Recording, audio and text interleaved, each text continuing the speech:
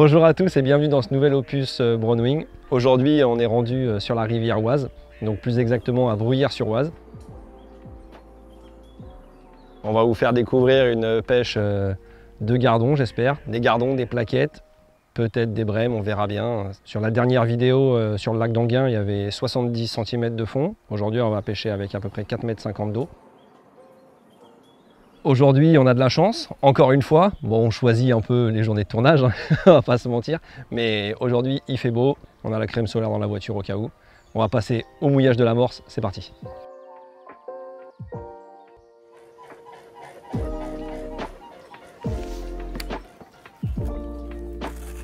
Je vais maintenant vous parler de l'amorce. Donc on va faire une amorce donc, pour la rivière. Aujourd'hui, il y a 4,50 m d'eau, comme je vous le disais, donc on va incorporer de la terre aussi dedans. Donc pour ça, je vais mouiller 2 paquets de Brownwing rivière.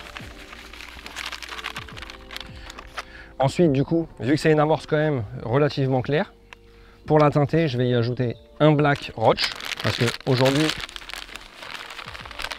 les eaux sont quand même assez claires. Donc on ne veut pas une amorce trop claire. Voilà. Donc le fait d'avoir déjà mis la Black Roach, on voit que l'amorce déjà assez teinté, vous voyez, même avant le mouillage. Hein. Donc toujours pour mouiller votre amorce, hein, une boîte, mesure, n'y allez pas directement avec le seau. Et là aujourd'hui, j'ai fait un peu le feignant.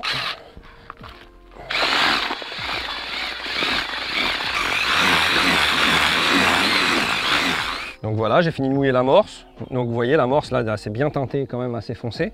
Donc ça va être très bien pour les eaux claires aujourd'hui. Donc là, on va laisser l'amorce bien gonfler là. En attendant, je vais vous présenter un peu les appâts du jour. Et après, on incorporera notre terre.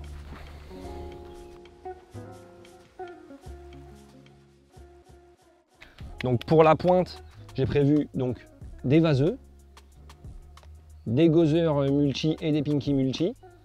Ensuite, à l'égrainage et dans mes coupelles, dans mes coupelles d'amorce, du chènevis.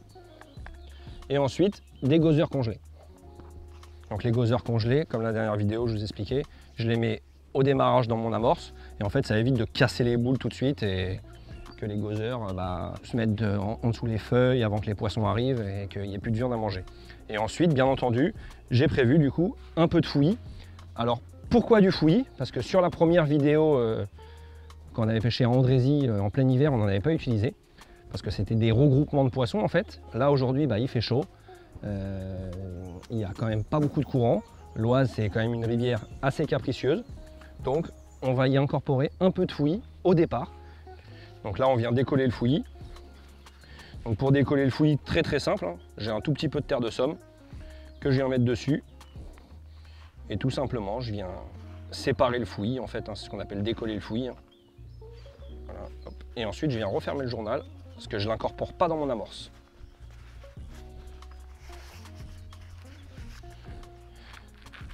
Voilà, on est de retour sur notre amorce qui a fini de gonfler. Donc on va passer maintenant à l'incorporation de notre terre. Donc aujourd'hui on pêche en rivière, hein, donc une bonne terre de rivière. Donc vous voyez, assez lourde et assez collante. Hein. Vous voyez, je peux faire tout de suite une boule avec. Hein. Vous voyez. Mais là du coup on va l'incorporer à notre amorce. Donc j'ai fait 3 kg de terre pour 3 kg d'amorce. 50-50. La terre elle va avoir deux avantages. Elle va avoir l'avantage de descendre bien au fond, directement bien droit. Donc la terre, ça va alourdir votre amorce pour que votre amorce tombe à pic. Il y a quand même 4,50 m d'eau. Ensuite, deuxième avantage, quand il y a des péniches, l'amorce va rester quand même plaquée au fond. Donc forcément, il ne faut pas non plus que ce soit des Titanic qui passent. Hein. Mais quand c'est des petites péniches, tout ça et tout, ça permet que l'amorce reste plaquée. Et aussi, un autre avantage, si la pêche est dure, les poissons ils ne vont pas se gaver avec la terre. Donc la terre, c'est jamais nocif, c'est que du positif. Quand il y a des gros poissons, vous pouvez y incorporer plus d'èche parce que ça colle bien et ça permet de bien descendre vos appâts. Et quand c'est dur, malgré tout, ça ne gave pas vos poissons. Donc là, on a incorporé notre terre. On va remouiller gentiment l'amorce. Donc une fois que vous avez mis votre terre dans l'amorce, faites très attention au dosage de l'eau, car forcément, qui dit terre dit boue. Hein. Donc si vous en mettez trop, vous vous retrouvez tout de suite avec de la boue. Donc gentiment, vous incorporez de l'eau et vous venez brasser.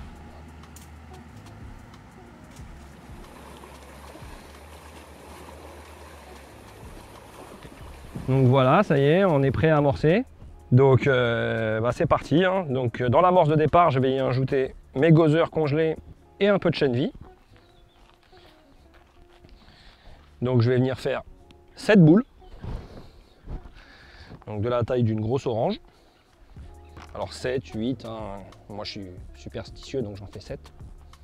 Donc là j'ai laissé ma ligne, donc vous voyez j'ai mis mon 2 grammes. Donc je l'ai juste posé en fait. Et donc je le laisse dériver dans le courant. Et du coup pour l'amorçage, même si vous avez du courant, il ne faut jamais amorcer en amont. Toujours vous amorcer en aval. Donc là je vais essayer d'amorcer donc 20 cm avant mon sion. Et entre les deux, entre mon sion et mon flotteur, mais quand même dans le sens du courant. Car une boule d'amorce, malgré tout, ça fait quand même 400-500 grammes. Donc ça descend quand même à pic. Donc si vous amorcez au-dessus, et vous pêcherez jamais sur votre amorce.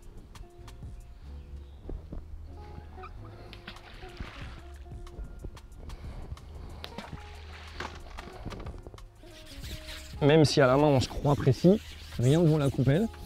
Et donc là, pour rassembler le poisson, c'est ici que je vais incorporer mon fouillis.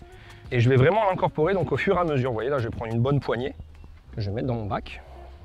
Donc là, je vais vraiment mélanger juste la surface de mon amorce pour avoir des boules, donc ce qu'on appelle bien rouges.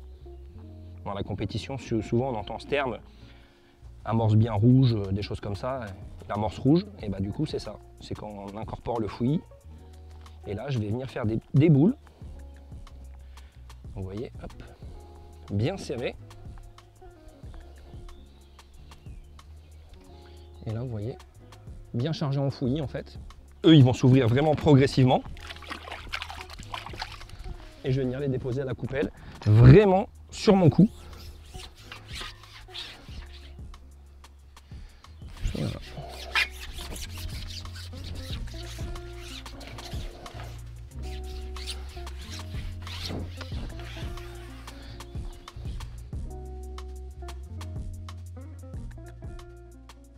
Donc voilà, on a fini d'amorcer, donc on a acheté nos 7 boules à la main et on a déposé 3 boules à la coupelle, pleines de fouillis. Donc on va pouvoir commencer notre journée de pêche. Donc vous voyez, donc quand vous mettez votre ligne en rivière, donc vous l'achetez toujours dans l'amont. Donc que vos plombs s'étalent vraiment bien, comme ça, ça ne descend pas en paquet. Donc vous êtes toujours un peu avant vos boules, mais votre ligne, il faut imaginer dans le courant, elle va se mettre en place gentiment. Et ensuite, tout simplement, vous venez retenir votre ligne, donc vous venez l'accompagner dans le courant, vous venez pas totalement l'arrêter, de toute manière vous ne pouvez pas l'arrêter, hein. En poids de flotteur aujourd'hui j'ai mis 1, 2 et j'ai monté un 6 grammes plat. Et du coup pourquoi un 6 grammes plat? Parce que du coup la ligne pêchante c'est un 2 grammes, donc il suffit juste de faire 2 fois 3, c'est un peu une petite astuce si vous ne savez pas quel poids monter en plat.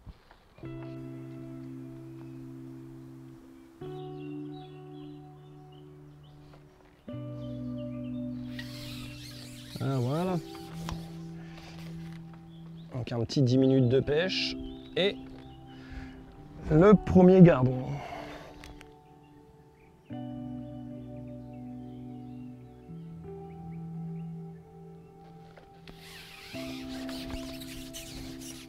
Une toute petite plaquette de l'Oise.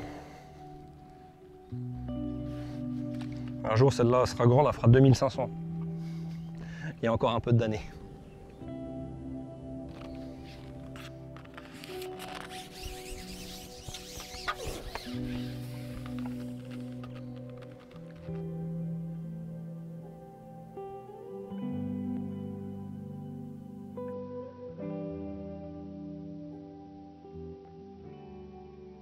Donc vous voyez, comme je vous disais tout à l'heure, à la préparation de l'amorce, on a mis de la terre donc, pour le courant, mais aussi à cause des péniches, donc la preuve en image.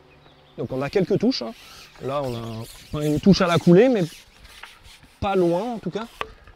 Donc pour l'instant c'est pas des gros poissons, hein. Ça reste des petits gardons. J'ai fait 2 petites plaquettes. Mais là, voilà l'importance de mettre de la terre dans l'amorce, hein. Les péniches.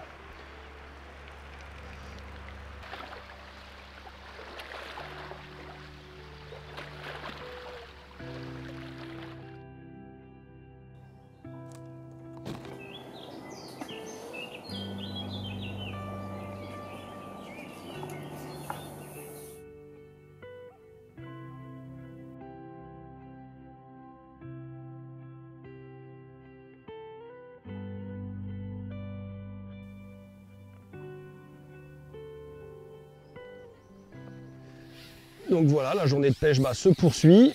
On a des touches. Donc là, je suis passé avec la ligne en 1 gramme parce que le courant a un peu diminué. Et hop. Oh, un goujon de... Oh, un petit barbeau. Un tout petit barbeau. C'est pas... Je pensais que c'était un goujon. Donc voilà, on vient de faire notre tout premier petit barbeau de la journée. Et du coup, ça fait à peu près une petite heure qu'on pêche. Donc on a quand même... on a attendu 10 minutes, on va dire, les premières touches. Et puis voilà, les touches quand même.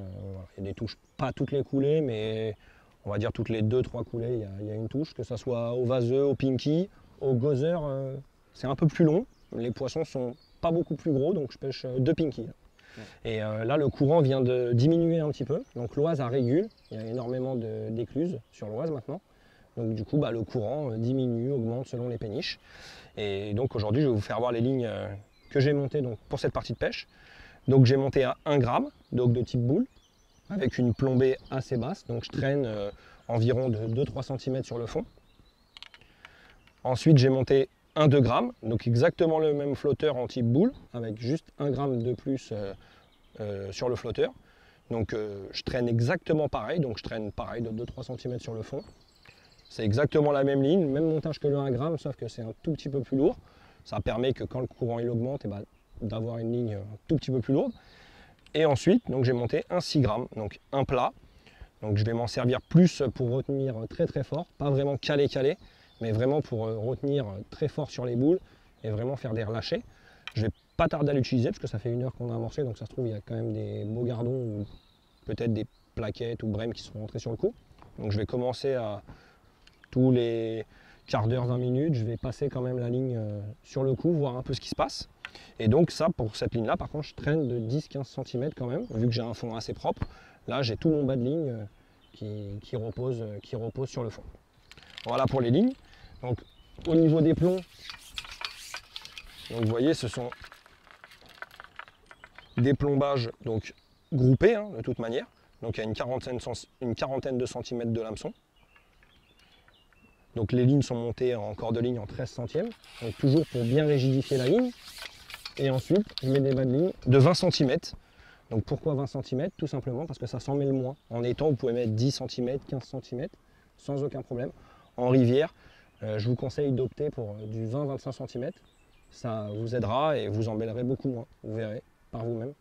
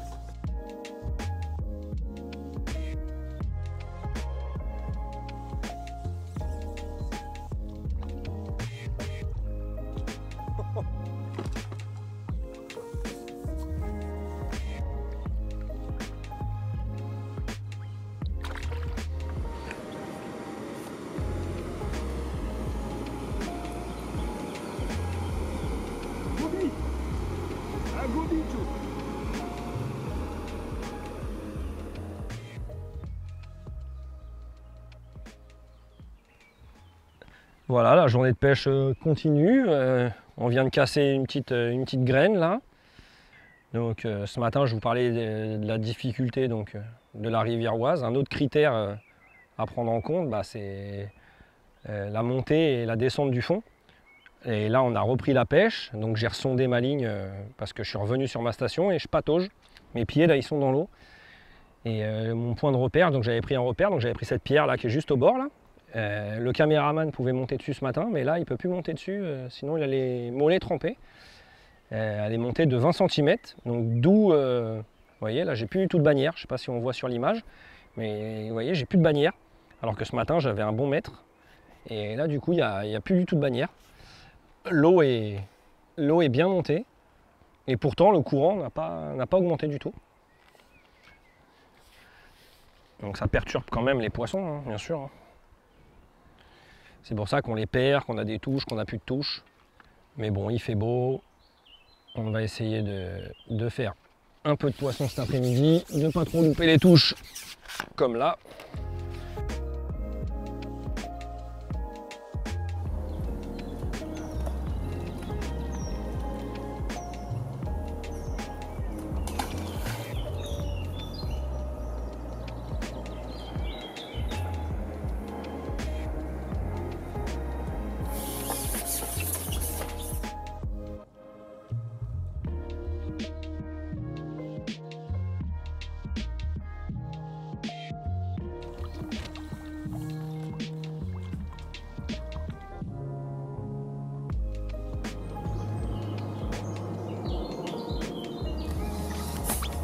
Vous êtes un peu plus gros en plus là, parce que là c'est au plat.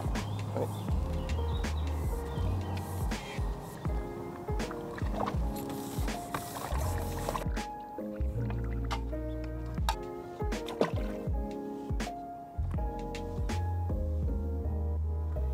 Ah, c'est joli, plaquette.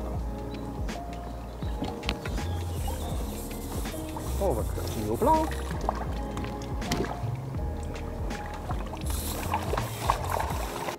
Bah voilà, la partie de pêche se déroule. Et bah écoutez, ça se déroule bien. On fait quand même des poissons régulièrement, malgré que c'est un poil plus dur que ce matin. Mais là, j'ai décidé de sortir le plat. Et je viens de faire deux belles plaquettes. Et là, une troisième du coup, qui est même un peu plus belle que les deux premières. Hop là. Je vais vous expliquer le montage du plat. Celle-là est un peu plus belle en plus que les deux premières. Petite plaquette de l'Oise. Donc là sur ma ligne au plat, donc là je suis en 6 grammes. Je vous expliquais ce matin, quand par exemple je pêche en 2, 3, 4 grammes, peu importe, hein, dès que la ligne passe bien, que j'estime qu'elle passe bien, en 2 grammes ce matin ça passait bien, je multiplie par 3 et j'ai mon poids, de mon flotteur plat. Donc le flotteur plat par contre, elle n'est pas montée en 13 centièmes. Tous mes plats, moi je les monte en 18 centièmes. Donc c'est quand même pour faire des gros poissons, donc il faut quand même ce qu'il faut. En plus généralement on traîne quand même un peu plus. Donc on risque d'accrocher. Donc là en bas de ligne j'ai mis un hameçon de 14 sur 14. Donc si je m'accroche au fond, c'est pas la ligne complète que je vais laisser, c'est que le bas de ligne, au moins on ne me dérangera pas. Et ensuite donc, pour le montage, vous voyez, donc j'ai une bille de 3 grammes, une bille de 1,50 g et après j'ai des petits plombs, voilà, qui sont espacés tous les 5 cm. Et après j'ai mon bas de ligne. Donc en fait le plat il va se mettre progressivement à plat dans le courant. Donc il va être à la fois assez lourd pour bien tenir, mais à la fois en bas ça va être assez souple pour mettre un petit gardon voire à la touche, ou une plaquette, un goujon, même un goujon vers à la touche sur un flotteur plat. Je mets 2 pinky rouges, un pinky orange, un peu ce qui me vient, une libellule. Et le flotteur plat, vous voyez, je viens l'accompagner vraiment tout doucement, comme si je sondais en fait. Je viens l'accompagner, je viens laisser se mettre en place et je viens tout de suite le retenir. Et ensuite, je viens caler. Donc je pose pas forcément sur ma barre. Après, des fois, je pose sur ma barre devant, hein. Mais pas systématiquement. Comme ça, là, ça me permet de faire des tout petits aguichages. Et je l'accompagne vraiment tout doucement. Je descends dans le courant avec lui. Ah, trop tôt, Jérôme.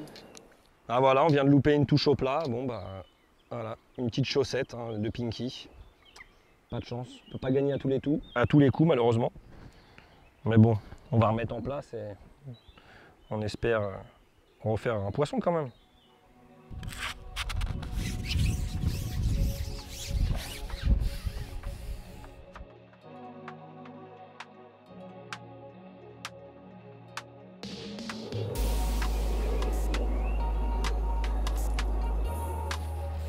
Voire un peu plus grosse même. Ah non, plus petite. Plus petite.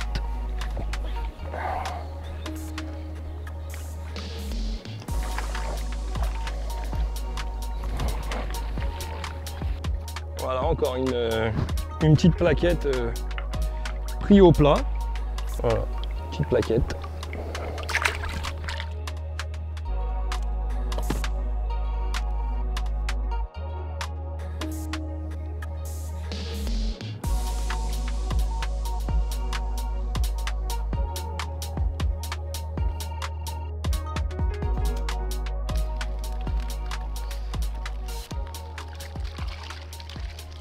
Et ben voilà, la vidéo touche à sa fin. On aura pêché environ 5 heures, 3 heures le matin et 2 heures l'après-midi. Une belle petite pêche. Un bon 5000 de poissons blancs. Donc des gardons, vous voyez, des beaux gardons. Des plaquettes. Un petit barbeau. On va refaire un deuxième petit barbeau. Des perches. Et voilà, après des plus belles plaquettes quand même. Des gobies, le nouveau poisson dans nos eaux dans l'Oise. Et des goujons bien sûr. Un peu de tout, une bonne partie de pêche avec plein de touches. Je vous dis à bientôt pour de prochaines vidéos. J'espère que cette vidéo vous aura plu. Dites-le nous en commentaire. En attendant, n'oubliez pas de vous abonner à la page YouTube, mais aussi sur nos pages Instagram et Facebook. À bientôt!